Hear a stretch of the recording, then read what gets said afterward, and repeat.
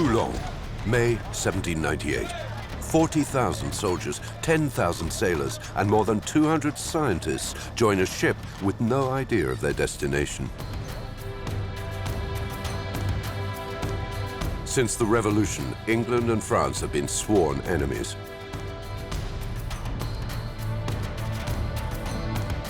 The French government has instructed Napoleon Bonaparte to invade England. Given how unlikely this project is to succeed, Bonaparte prefers to attack England's colonial interests, the source of the country's fortunes.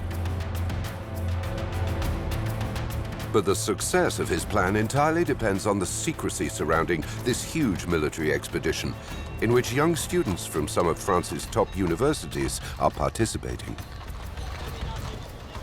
Well, Villiers, here we are.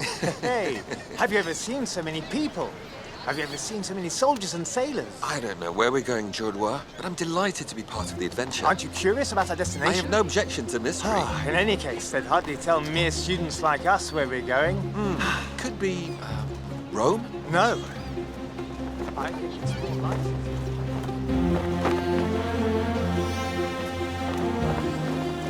Portugal or Bengal, General Kleber, you cannot leave us in ignorance. A man of your standing would surely be aware of our destination.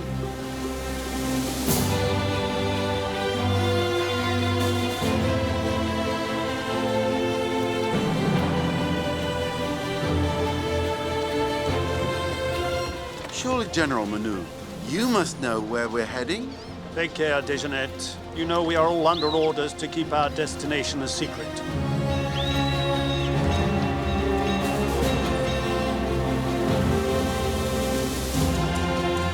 Only a privileged few like Monge, the famous mathematician, and Berthollet, a renowned physician, are party to Bonaparte's secrets. Well, Citizen Monge, are you thinking about the future reserved for our scholars on this glorious expedition? No, I was thinking about the English. You must confess, General, they have a strong presence in the Mediterranean, and that Admiral Nelson dreams of facing you in battle.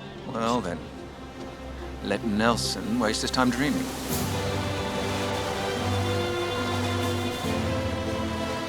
Bonaparte takes to the sea, leading a fleet of 400 ships. But at all costs, he must avoid the English, the masters of the seas, and Nelson's fearsome fleet in the Mediterranean. Bonaparte took part in the French Revolution and enjoyed a dazzling rise to military glory. At the age of 29, the young general-in-chief is launching an ambitious expedition that will, if successful, open the gates to the Orient and make him a rival to the great conquerors of the past, Caesar and Alexander, whom he so admires.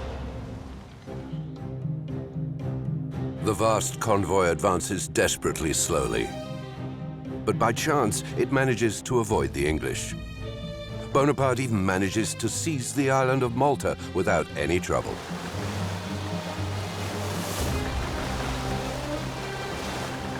Around 40 scientists are put off by the conditions on board and frightened by the military nature of the expedition. So they take advantage of their stop on Malta to demand to leave the convoy and return to France. There are now 167 left, at odds with the soldiers who are making their lives a misery. You were right, Directoire. These soldiers are a crafty lot. Villiers. And what would you do with only 30 sous for our meals each day? We'll manage. How would you like it without enough food to eat and packed in 80 per room, with a basic hammock and a blanket for your bed? Not to mention the stink below deck. I just hope the voyage won't be too long. Villiers and Jollois are both students of the École Polytechnique, where they became friends. With the enthusiasm of their youth and their heads filled with dreams of discoveries and exploits, on a suggestion from Monge, their geometry professor, they signed up for this great expedition.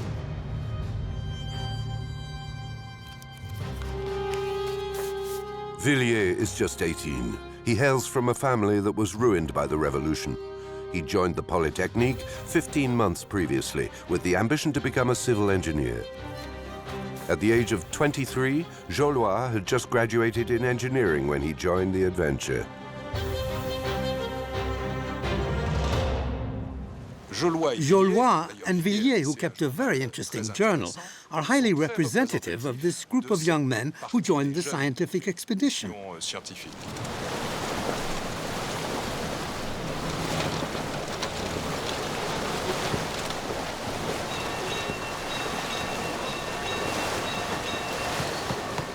An announcement from General-in-Chief Bonaparte.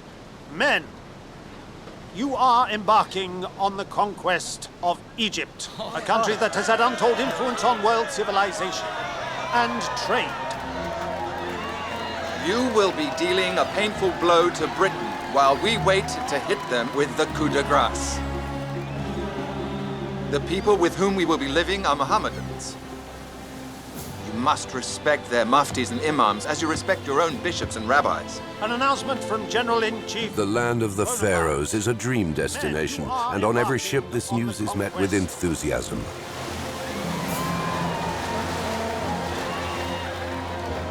Egypt, General Kleber, the cradle of civilization. Thank heavens. I must confess, I have wanted to make this voyage my whole life. We are going to a beautiful country where we will achieve great things. You will find different customs from those you are used to in Europe. You will have to get used to them.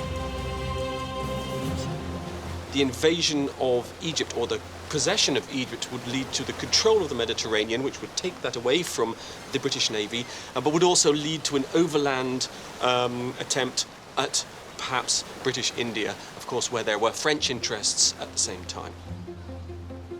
To reach the Indies, English ships have to sail around Africa. Bonaparte also has to examine the possibility of a twin port arrangement, or even a canal linking the Mediterranean to the Red Sea, which would allow French ships to bypass English trade routes. Bonaparte is also instructed to plan for an enduring French presence in Egypt, because if a twin port or a canal is to be created, a stable position in Egypt will be required in order to use them. At every step, we will have adventures to inspire the French people. Signed, Bonaparte. Fallout. Egypt, Hourlier. We're going to Egypt. Such a country worthy of admiration and study. But I didn't learn how to measure civilization at the Polytechnique. How does one go about it? Are you disappointed? No, are you mad? If I don't know, I will learn.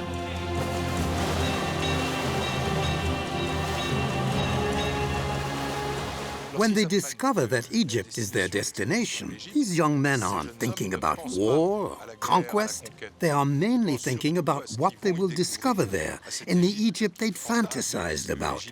Egypt is fashionable, and they will also be able to do their job there, trying to improve people's lives. The revolution has only just happened. The revolution that considered the pharaohs to be the source of civilization. So they aren't just bringing civilization to the Egyptians, they'll be taking civilization back to its very cradle. It's in this spirit that Bonaparte, these scholars, and these artists head for Egypt. Bonaparte takes a very wide range of specialist scholars with him because he's going to need them.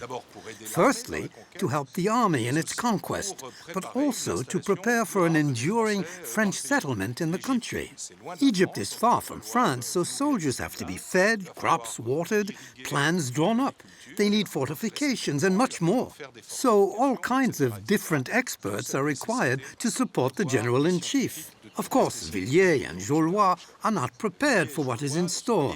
They are academics used to laboratories who have no idea what war or conquest really mean. They don't even know what populations they will encounter there.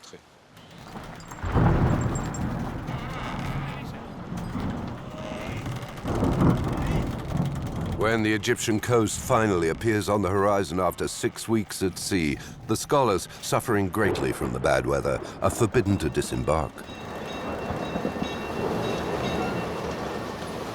It's too dangerous.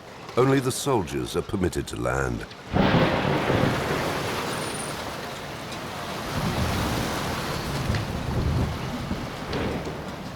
The swell is so strong that Vice Admiral Burez recommends that the General-in-Chief delay disembarkation until the following day. But Bonaparte rejects this. He knows that the English are looking for the French fleet and that there's no time to waste.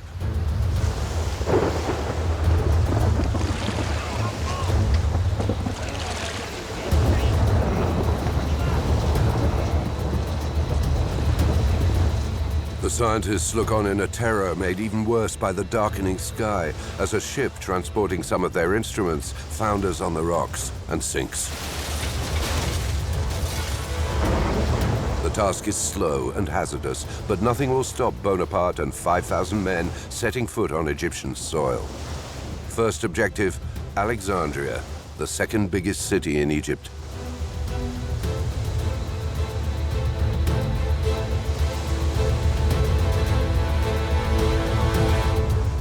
Bonaparte has had a declaration in French and Arabic printed on board, in which he declares he is the son of the Prophet and the Revolution, come to save the Egyptians from the tyranny of the Mamelukes, who have controlled the country for 5 centuries.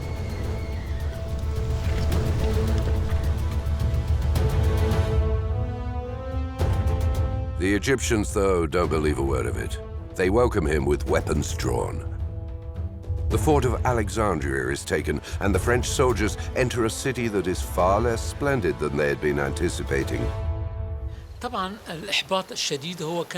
French soldiers were very disappointed when they took Alexandria on the 1st of July, 1798.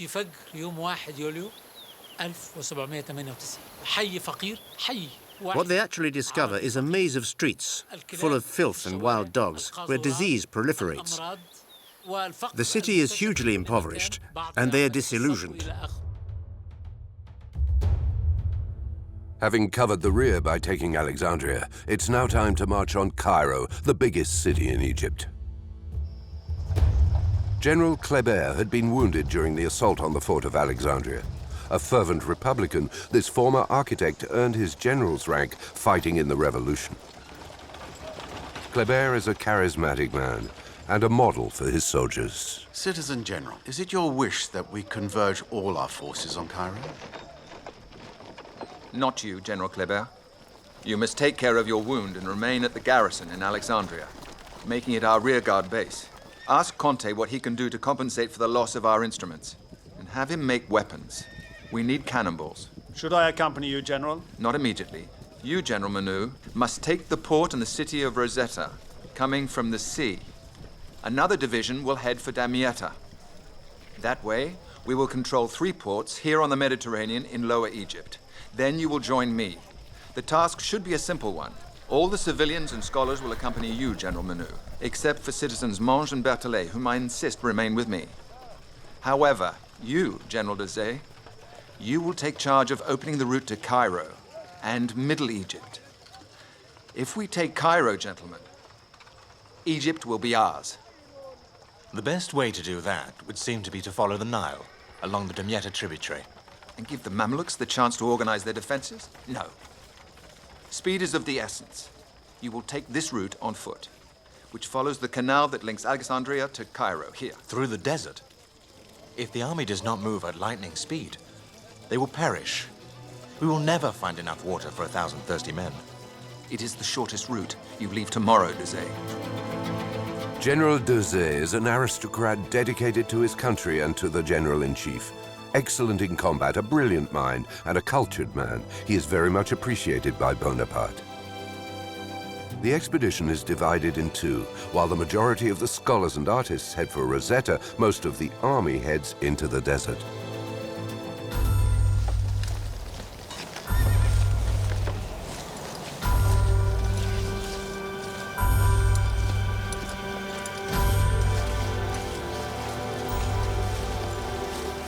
The soldiers are prepared to fight, but not for what they must now face. Each step is dragged through burning sand, and the air is stifling in the lungs.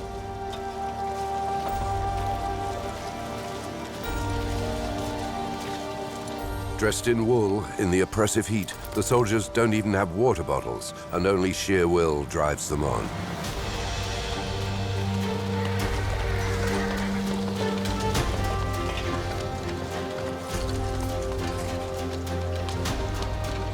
But these men would never disobey an order from Bonaparte, however impetuous it may seem.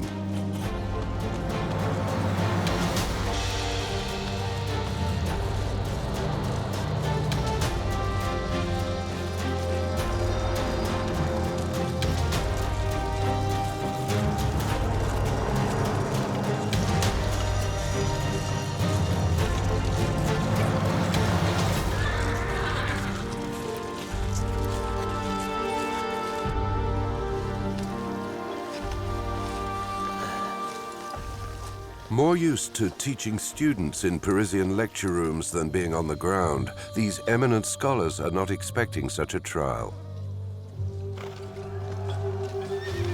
The desert sands traveled by the French troops are left littered with the corpses of soldiers not up to the challenge. Then they finally reach the banks of the Nile.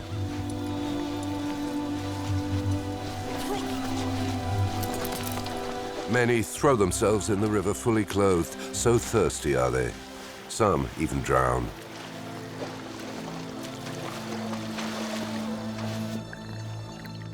Far from the army's suffering, in Rosetta the scholars and artists have found refuge in a lush environment where there's plenty of food and water.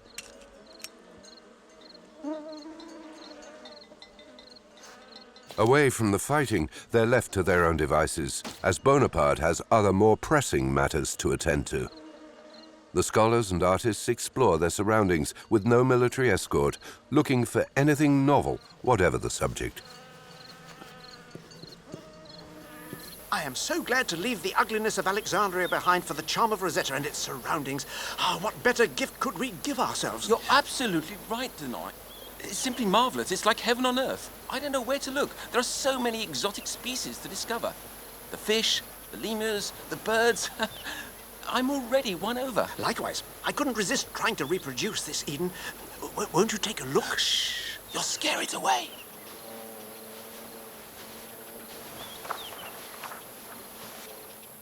Geoffroy Saint-Hilaire, lover of geology and animal species, succumbs to the exoticism of this land. Toulon! Quick! Come and see this. Oh, quite extraordinary.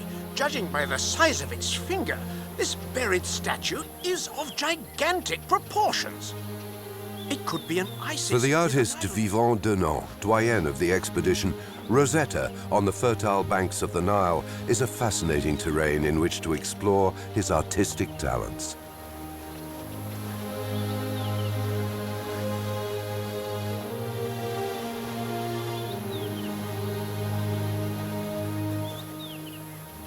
Their first discovery after the disappointment of Alexandria is in the region around Rosetta. Denon discovers the Fist of Isis, and the scholars all go wild about it. The scholars and artists are fascinated by everything they see and everything they discover. They're curious men, there to decipher Egypt, and they get down to work right away.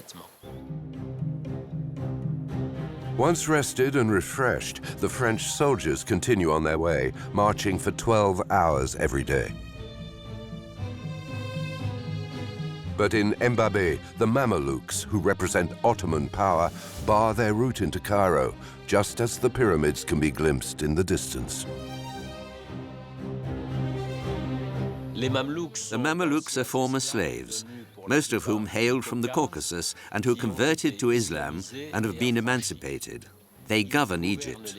But in actual fact, the Mameluke princes are fighting for power among themselves. When Bonaparte arrived in Egypt, two princes governed the country, Murad Bey and Ibrahim Bey. They reign in Egypt in the name of the Ottoman Sultan. Murad Bey's troops are in the front line against the French. Those of Ibrahim Bey are in reserve to the east. Facing forces twice as powerful as his own, Bonaparte comes up with a tactical innovation. He uses the infantry square technique. Each division forms a square of 2,000 men in between 2 and 6 tight rows. In the center, the civilians, generals, and baggage are protected.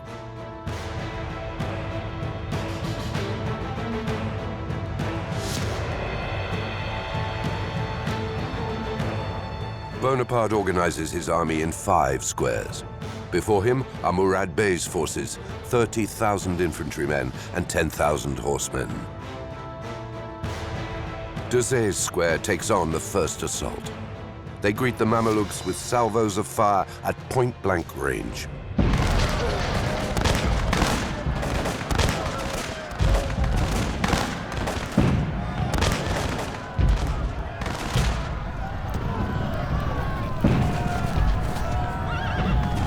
The Mamelukes are valiant fighters, trained to use sabers in hand-to-hand combat.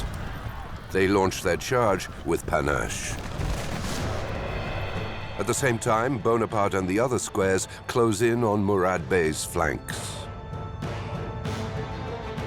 The Mamelukes are under fire on 2 sides.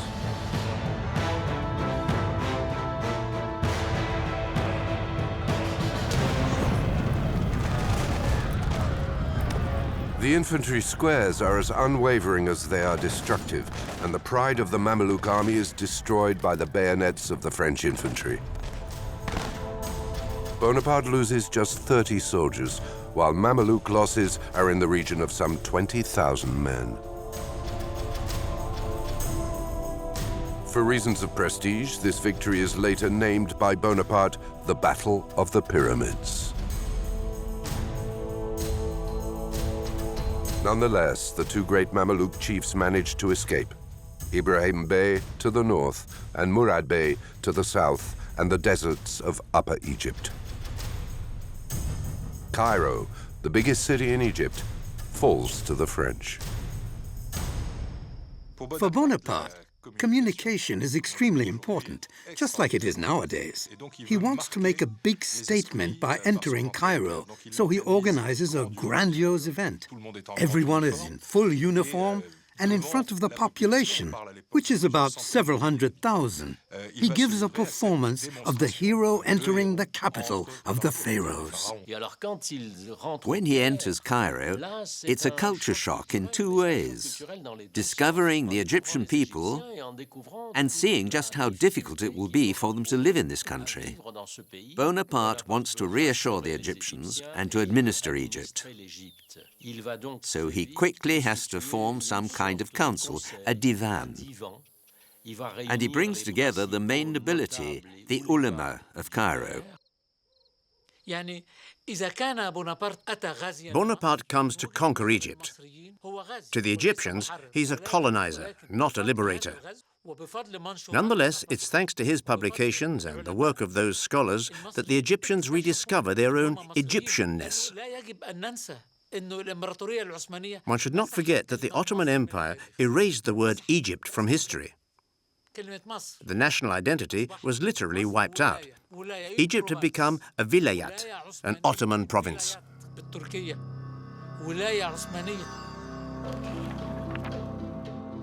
Villiers and Joalois' entire lives were contained within their measuring instruments and sketchbooks. Now, for the first time, they're faced with a new world. 2 weeks after Bonaparte's triumphant entry into Cairo, the Bay of Abukir between Alexandria and Rosetta becomes the theater for a dramatic clash. Isn't that our fleet anchored out there? I thought that they were at the old port of Alexandria. It would seem that the waters aren't deep enough. They're firing at them.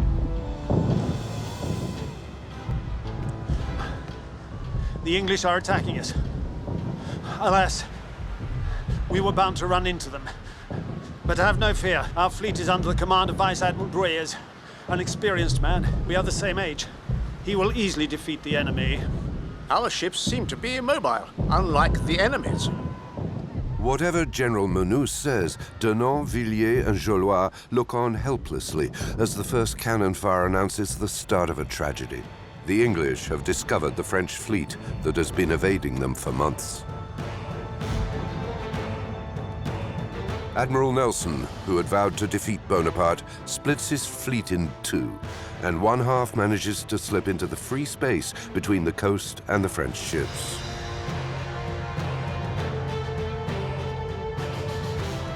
The French vessels, firmly chained to one another under the orders of their admiral, must fight at anchor.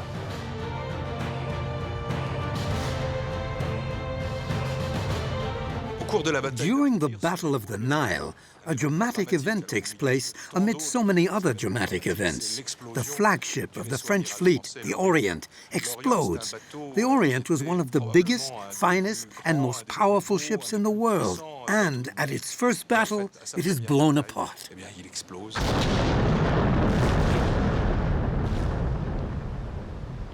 The explosion was so loud and of such a force that it is said that the battle stopped for about 15 minutes and everybody just was like in a state of shock. This huge explosion that left everybody a bit dazed. It's a tragedy, Citizen Conte. Not at all, General Kleber. We will be able to fight back. We must face facts. Tomorrow, we will no longer have a fleet. And with no fleet, we will be prisoners in Egypt. Kleber is right. After the Battle of the Nile, there is no hope of return. They need a new fleet, but France doesn't have a substitute fleet to come and fetch the army from Egypt. The Battle of Abukir is obviously a huge, huge success, and one which Nelson will indeed make to his credit. He becomes Baron of the Nile because of this Battle of the Nile, and he has a crocodile on his coat of arms. Bonaparte was only supposed to examine the possibility of establishing a French presence in Egypt. Now he has no choice but to start establishing it right away. As an Egyptian historian, I believe the defeat at Abukir Bay is a very positive moment for the Egyptian people. Bonaparte believes he has to create a permanent presence in Egypt, and he quickly sets to building workshops and roads and creating modern hospitals like those in France. The Egyptians go from barber surgeons to modern medicine. While Bonaparte is organizing the country's administration, tax system, etc., he is reorganizing his army, making it functional again and calling more upon the scholars. Citizens, I have brought you here at dawn with the aim of founding an institution for the sciences and the arts, similar to that which we have in France. And how do you imagine it, General? To begin with, Citizen Monge, we will improve the construction of local ovens, so the army has good bread, like in France. And we must absolutely find a product that can replace hops in the manufacture of beer, essential for our soldiers. And what about the water that has caused so much intestinal upset? I am counting on you to clarify and refresh the water of the Nile, and on you, Conte, to procure the necessary resources to produce gunpowder. Will we have other missions? All those of a center for research into contemporary and ancient Egypt. You may study the fauna in this country. But more than that, I'm counting on your help to improve our establishment here and contribute to the development of applied sciences in this country, since they were exiled by barbarism. That will allow me to explore the numerous ophthalmological and health problems to which we are exposed. And the local procedures for making indigo or even ammonium. Citizens, above all else, you must take care of drawing up the regulations in the field. Our first session will be tomorrow morning at 7 o'clock. Gentlemen? The Egyptian Institute aims to grow and propagate the Enlightenment in Egypt and to research, study and publish on natural, industrial and historical matters.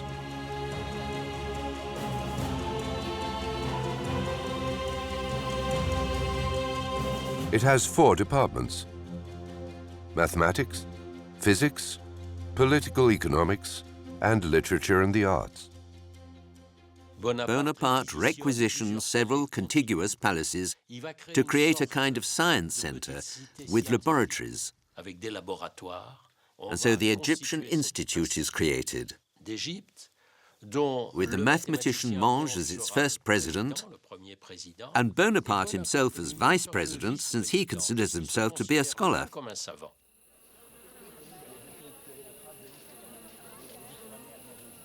I would have loved to have been a member of the Institute in order to live in this superb palace. I quite understand. We're enjoying wonderful peace here. Indeed, it's even better appointed, and I think it's even more magnificent here than in the Louvre. There's everything here, isn't there?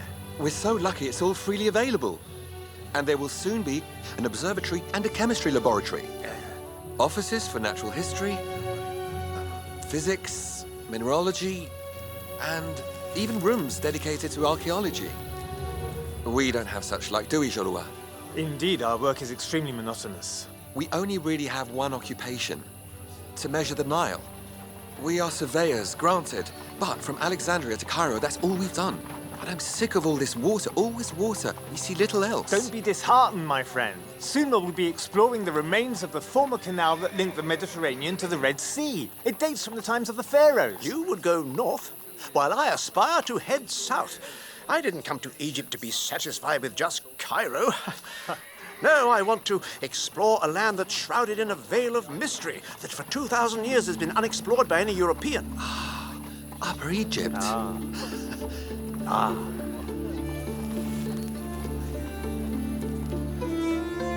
Not only is Bonaparte organizing the work of the scholars in Cairo, he's also trying to play down the defeat in Abukir Bay by dazzling the Egyptians. He assures them once again that he doesn't simply respect their religion, he's fascinated by it.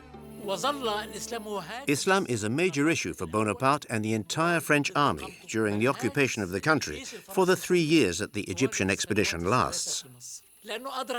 He realizes that Islam is part of the daily lives of Egyptians. In meetings with the scholars and the ulema of the Divan, he even discusses the possibility of converting to Islam. Bonaparte celebrates the birth of the Prophet for 4 days with unprecedented magnificence. On the banks of the Nile, in front of the French army chiefs and all the city's public figures, the French troops parade with great pomp to impress the Egyptians. The ulema are not convinced by what Bonaparte and his entourage say. These Orientalists make grammatical errors in Arabic, the sacred language, the language of the Prophet. There is both suspicion and rejection.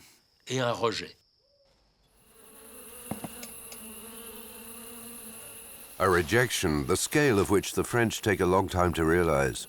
To such an extent that Villiers and Joly don't think twice about heading off to sleep alone in the desert with no escort. So eager are they to take part in an extraordinary visit organized by Bonaparte.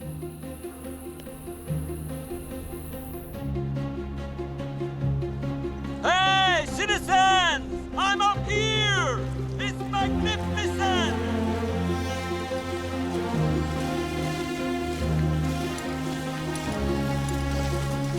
Oh, look at me!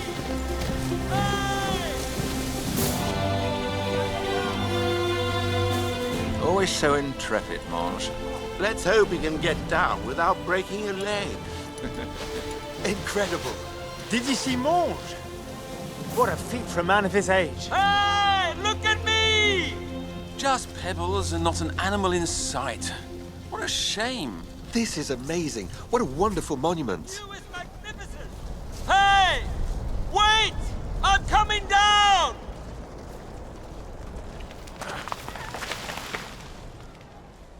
Very well, young man. This pyramid, tell me its secrets. Citizen General, the Great Pyramid of Giza has 207 layers, platforms included. We applied a ruler to each riser and have estimated it measures at least 137 meters high. You certainly know your business for such a young fellow. Heavens above! Mange! The man's an acrobat. Voyage, try not to break your neck!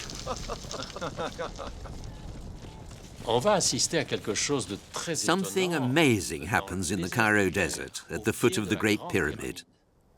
What we believe to be the world's first archaeological dig is established. There are scholars from a wide range of disciplines, architects, surveyors and others studying the Great Pyramid and first of all measuring it. Something to drink while we wait for Citizen Mange to join us? With pleasure. Such an immense volume and such harmony of proportions. These pyramids outshine everything around. Are you happy now? Better than water measurements. It's magnificent. Here, drink before you speak. Thank you, General Bonaparte. Yes. Thank you. From up there, you understand that man wished to rival nature in terms of immensity and eternity. If you permit, I'd like to show you inside.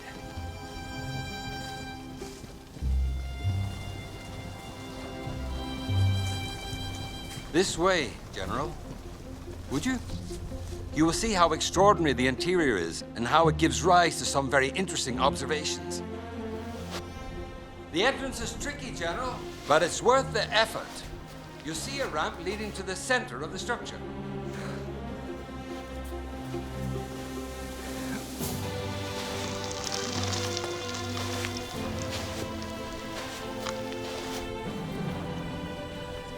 General, after you. No. Go and tell the soldiers to engrave the names of our officers who died in combat inside the pyramid, in a very visible place to honor them for posterity.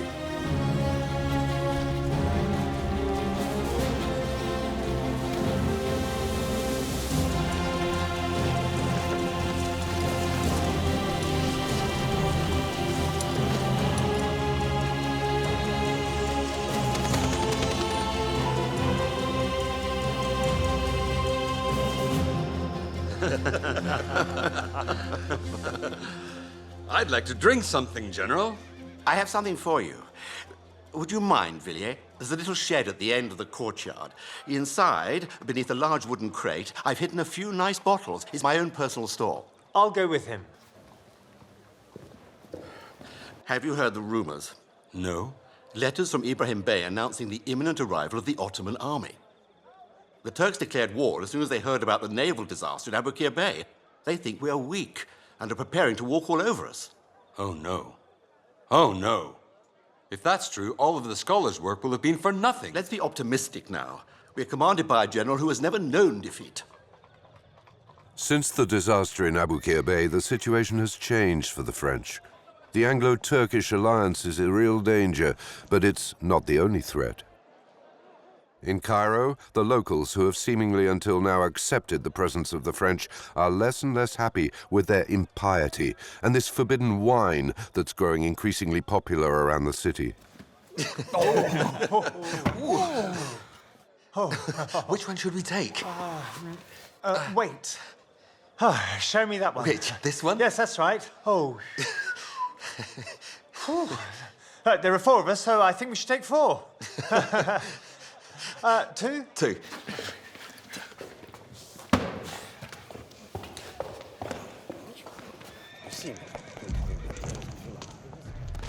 General, your presence is requested. Lieutenant Morel, 2nd Infantry Brigade. General, there is an uprising in the city. We must hurry to organize the defense of this villa. What do you mean an uprising? The people of Cairo are in the street. They want the French out of the city. Any victims? Already around 100 dead, General. Hurry, Morel. Give them 2 rifles. Mange, this way. I've never fired a gun before. I wouldn't know how to use it. Look, it's easy. Soldiers, a cartridge. You take your gun, you push the flash pan, put a little gunpowder in it, and close it. You tip the cartridge into the barrel and pack it. Twice. Now all you need to do is aim and fire. And if you miss, use the bayonet. Everyone, onto the terrace.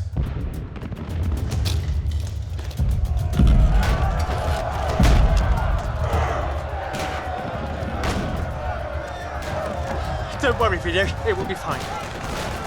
You haven't lost everything yet. Let's hope we still get to drink it. You must not lose hope.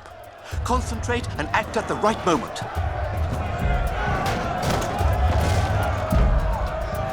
Ready? Careful, nobody shoot unless it's on my orders. Fire! Good God, they got through! Rearm, quickly! Villiers, hurry up! Hurry up! Quick, Lieutenant. Barricade the staircase.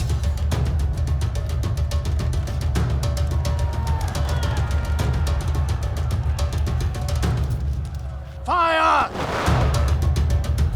Well, it seems that our time has come.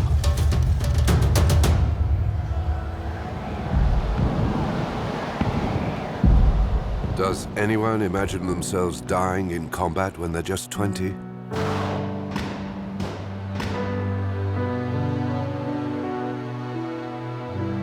Neither Villiers nor Jourlier reveals any emotions after his first shot.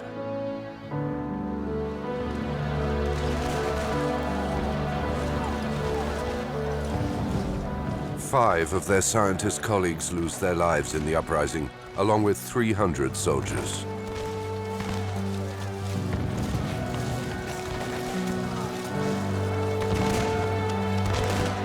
Bonaparte no longer wishes to win over the inhabitants of Cairo with his religious tolerance and respect for tradition. He cuts the city off and with an iron fist imposes military rule.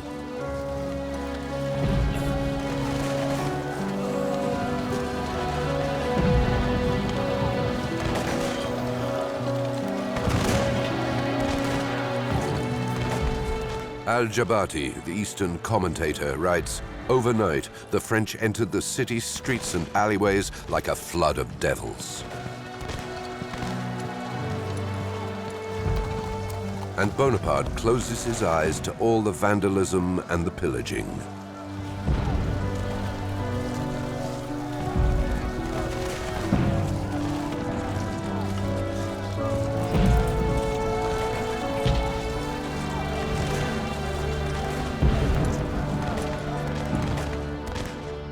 The uprising is a real shock for our two young scholars. In one fell swoop, they go from their Egyptian dream to the reality of war, and from civilians who have come to bring enlightenment to enemy forces. This uprising begins in the neighborhood of the Al-Azhar Mosque, the biggest mosque in Cairo. Bonaparte is forced to crack down with great violence. He starts by bombarding the Al-Azhar neighborhood before entering the mosque with weapons and horses and desecrating it. The French will never be forgiven for this. It's like a stain. Something snaps during this insurrection. But Bonaparte manages to re-establish order in Egypt. Order is established, but the peace remains fragile as the two Mameluke chiefs defeated at the Battle of the Pyramids are still on the run with some of their troops. Ibrahim Bey in the north towards Syria and Murad Bey to the south in Upper Egypt with General DOCSIDE on his heels.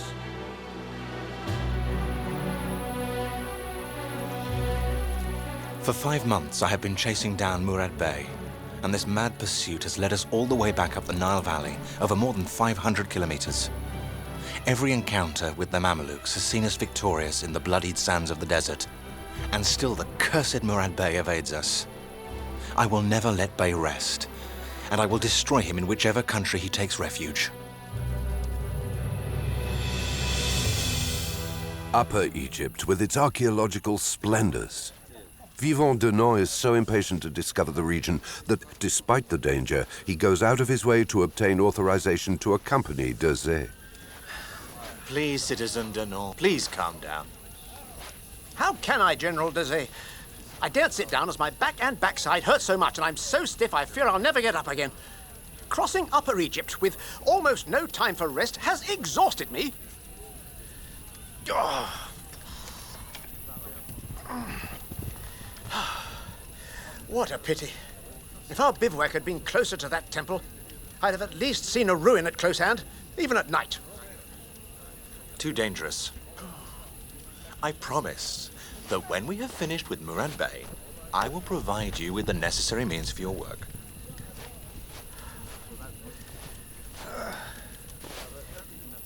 Murad Bey has evaded us for months, and I spend my days on horseback, barely ever dismounting.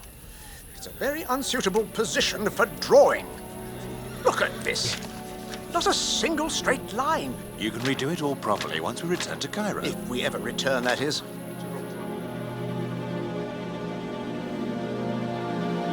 After more weeks in pursuit, always taking them further south, DOCSIDE reaches Aswan, taking it after a battle that once again sees him victorious over the Mamelukes. And once again, Murad Bey evades him. With the arrival of the French in Aswan in Upper Egypt, we can consider that the conquest of Egypt is complete. Even if there are some recalcitrant villages, even if Murad Bey and Ibrahim Bey are still on the run, hiding and evading, the French still control the entire Nile Valley. Well, almost. Bonaparte learns from his spies that 50,000 men, Ottomans and Mamelukes, with the help of the English, are gathering in Syria.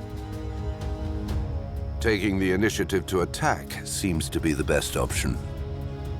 If I succeed, I will find the Pasha's treasures and arms for 100,000 men in the city of St. John of Acre. I will then rise up and arm Syria. I will overturn the Turkish Empire and found a great new empire in the Orient that will see my name go down in history. Despite facing some serious military issues, Bonaparte still hasn't forgotten one of his missions: to consider the construction of a canal as a shorter alternative to the English route to the Indies. In his march towards Syria, he chooses to cross the old canal of the pharaohs, on which Villiers and Jollois are finally working. I don't understand the figures from the committee that carried out the first readings. Ours gave such different results. There must be a mistake somewhere. You know that we were really careful with each reading. And I'm convinced of that, yet I'm amazed by these numbers. Well, gentlemen, will we have our canal? One day, Citizen General. If we redo the calculations we have, those of the Commission estimate that the Red Sea is 9 meters higher than the Mediterranean, which makes no sense at all. With such a difference in height, it would be impossible to construct a canal without locks. But all the digs carried out on the site of the old canal from the time of the pharaohs show that there were no locks. So, we build the canal? It will involve huge excavations and years of hard work, but yes, General. The Suez Canal is possible. Thanks to your work, gentlemen, England will soon lose its trade with the Indies. France will thank you for that. I wish you well.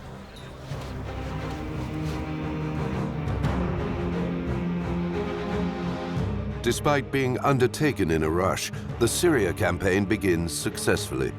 Bonaparte takes the fort of El Arish, where the second Mameluke chief, Ibrahim Bey, has taken refuge, yet manages once again to escape.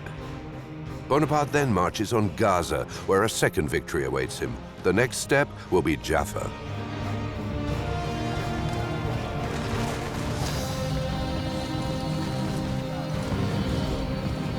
"13,000 French soldiers reached Jaffa after another desperate march through the desert, spurred on by Bonaparte, who is convinced this new expedition will be victorious.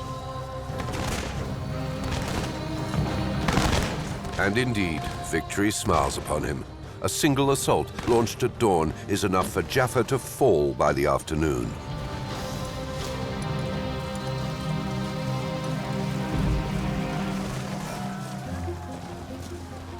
Eight months after first setting foot on Egyptian soil, Bonaparte marches victoriously into Syria. This new military expedition promises to enjoy better fortunes.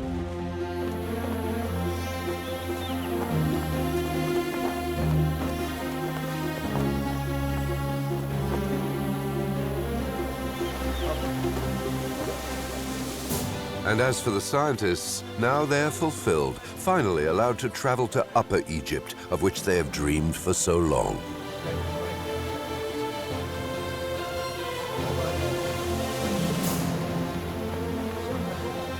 They head for the peaceful south, in search of ancient marvels and mysteries that will show to the whole world the greatness of ancient Egypt.